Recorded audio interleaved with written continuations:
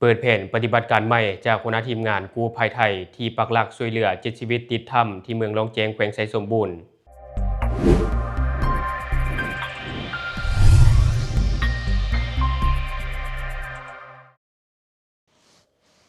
สบายดีท่านผู้ชมยินดีต้อนรับเข้าสู่รายการ Talk the New และข่าวที่ข้าพเจ้าอยากจะนำเสนอในวันนี้ก็จะพาท่านผู้ชมมาเบิ่งแผนปฏิบัติการใหม่จากหัวหน้าทีมงานกู้ภัยของประเทศไทยที่ปักหลักช่วยเหลือ7ชีวิตติดถ้ำที่เมืองลองแจงแขวงไสสมบูรณ์ซึ่งมื้อนี้ก็ได้ล่วงเลยมาถึงวันที่7แล้วซึ่งก็ถือว่าเข้าช่วงวิกฤตของ7ชีวิตที่ติดถ้ำเพราะว่าร่างกายจะเริ่มย่อยโปรตีนเพื่อมาเป็นพลังและจะให้ร่างกายสู้ผอมลงอย่างว่องไวแต่ล่าสุดมีการเปิดเผยแผนปฏิบัติการใหม่จากหัวหน้าทีมงานกู้ภัยของประเทศไทยเพื่อการปฏิบัติงานที่ไวขึ้นและมีประสิทธิภาพปากถ้ำเริ่มจากสีแดงทรงแคบตั้งแต่เริ่มต้นไปเรื่อยๆในภาพสแกนนี้เป็นเพียงแต่ครึ่งทางเท่านั้นไปทางยังอีกไกลที่ต้องได้มอบคันเข้ามุดน้ำผ่านทรงแคบจนฮอดจุดหมายใกล้กับจุดที่มีเนินสูงที่สุดในถ้ำจึงได้ดำน้ำในบ่อนแคบเป็นระยะทางกว่า30เมตรในขณะที่ด้านในต้องได้วางระบบท่อส่งอากาศหรือว่าแอร์ไลน์และระบบความปลอดภัยทั้งสายการแพทย์และสายกู้ภัยควบคู่กันไปน้ำที่ไหลมาจากสันเถิงและสันหินแม้นต้องได้สูบออกเรื่อยๆโชคดีที่2วันนี้ฝนบ่ตกมาเพิ่มมวลน้ำสะสมจึงบ่หลายปานใด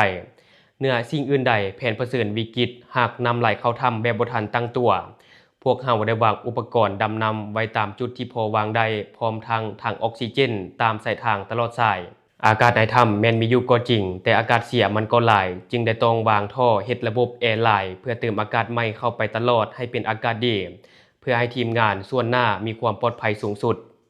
ส่วนภารกิจนอกถ้ำแม้นได้จัดทีมงานเร่งค้นหาปล่องถ้ำเพื่อหาจุดเชื่อมต่อตามแนวทางของโถงถ้ำโดยอาศัยเทคโนโลยีชี้นำปักหมุดและส่งทีมงานไปจึงเฮ็ดให้พบได้ไวถึง4ปล่อง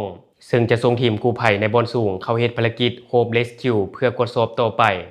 ส่วนอีกทีมหนึ่งคือผู้เชี่ยวชาญในพื้นที่กดสอบแหล่งนำตามสายขอบผูเพื่อหาจุดนำเข้าและนำออก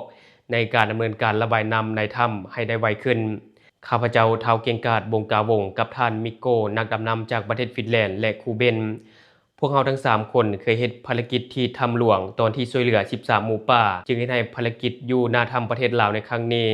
เบิ่งตาก็รู้ใจว่าสิ่งใดคือคำว่าสิ่งที่ต้องเฮ็ดก่อนขั้นตอนการปฏิบัติงานจึงไปได้ไวโดยบ่มีการลองผิดลองถูกข้าพเจ้าดีใจที่ผู้เชี่ยวชาญทั้ง2คนได้มาช่วยในครั้งนี้เฮ็ดให้ข้าพเจ้าอุ่นใจขึ้นเป็นอย่างยิ่งแต่หากว่าภารกิจกู้ภัยในถ้ำเพื่อช่วยเหลือ7ชีวิตที่ติดอยู่ถ้ำที่ประเทศลาวในครั้งนี้ข้าพเจ้าได้รับความไว้วางใจจากท่านเจ้าแขวงเปิดไฟเขียวให้บริหารจัดการวางแผนภารกิจกู้ภัยและบัญชาการเหตุการณ์แบบเบ็ดเสร็จจึงเป็นแรงกดดันอยู่บางส่วนที่ต้องเฮ็ดภารกิจที่ยากในครั้งนี้ให้สำเร็จในความสำเร็จนั้นน้องๆในทีมกู้ภัยทุกคนคณะเฮ็ดเวียกต้องปลอดภัยทั้งหมดและที่สำคัญคือแววตาของลูกเมียสายตาอันมีความหวังของญาติพี่น้องของทั้ง7ชีวิตที่ติดอยู่ในถ้ำที่คอยจับจ้องเบิ่งพวกเราตั้งแต่เช้าสายบ่ายแลงยิ่งเฮ็ดให้ข้าพเจ้ามีแรงสุกดันอยากเร่งจบภารกิจนี้ให้ไวขึ้นทั้งต้องแบกรับความกดดันรอบด้านนอนหลับทีหลังน้องๆเพราะต้องวางแผนงานตื่นแต่เช้าๆเพราะนอนหลับบ่เต็มอิ่มทุกช่วงเวลาคือการวางแผนที่ต้องมีความรอบคอบภารกิจลุยถ้ำที่ประเทศลาวพวกเราบ่ได้เฮ็ดเวียกอย่างโดดเดี่ยวเพราะมีทีมผู้เชี่ยวชาญเฉพาะด้านคอยติดตามภารกิจอยู่เบื้องหลังอยู่ที่ประเทศไทยทางด้านวิทยาศาสตร์ใต้น้ำทางด้านธรณีวิทยาทางด้านการพยากรณ์อากาศทางทีมสนับสนุนการแพทย์และการส่งต่อกรณีเกิดเหตุฉุกเฉินต่อนักกู้ภัยไทย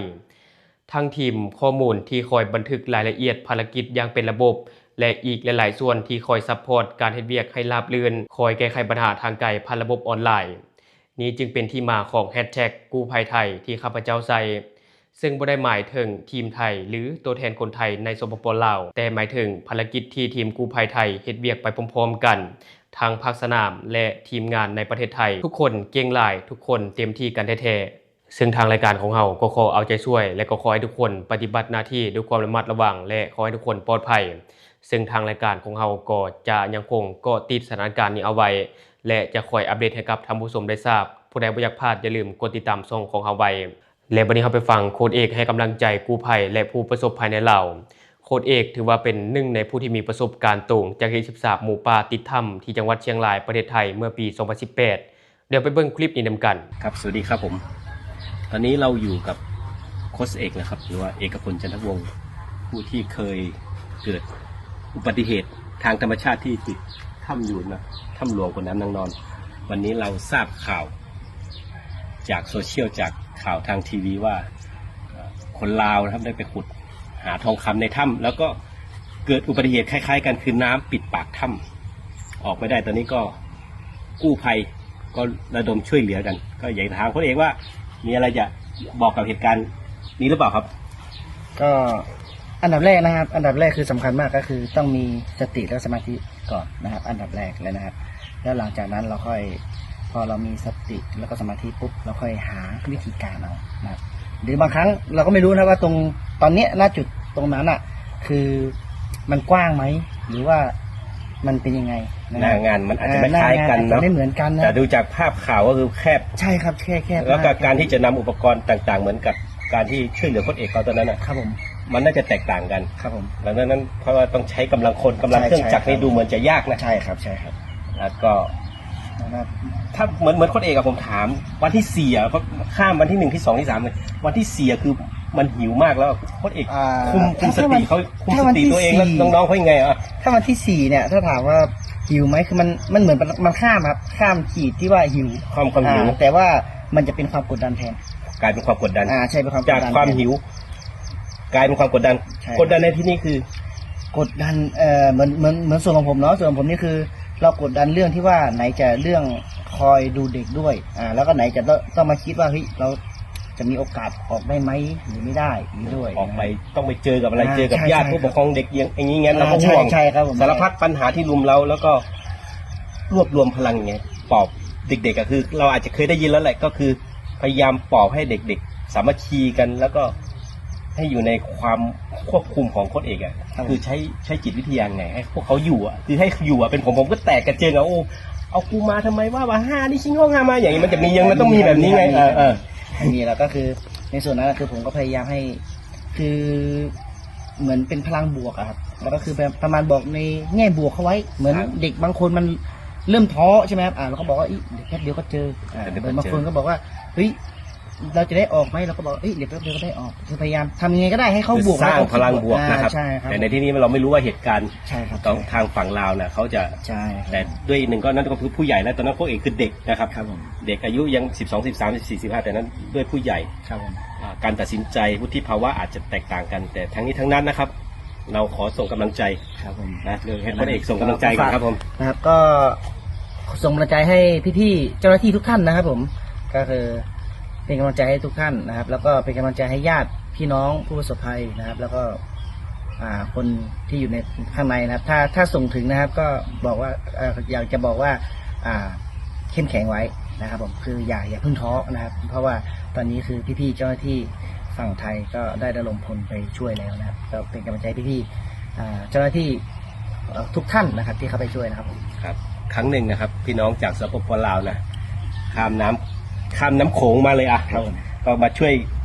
อันดับแรกๆเลยที่เข้ามาช่วยโค้ชเอกรวมถึงกู้ภัยต่างๆที่ระดมกันมาทั้งสารพัดวันนี้ขอเป็นกำลังใจให้ญาติพี่น้องแล้วก็เจ้าหน้าที่ทุกนายนะครับแล้วก็ทีมกู้ภัยจากประเทศไทยของเราขอส่งกำลังใจให้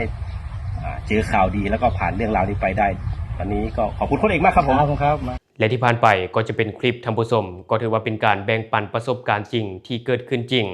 และติดทำมาแล้ว17 วันก่อนถูกช่วยเหลือออกมา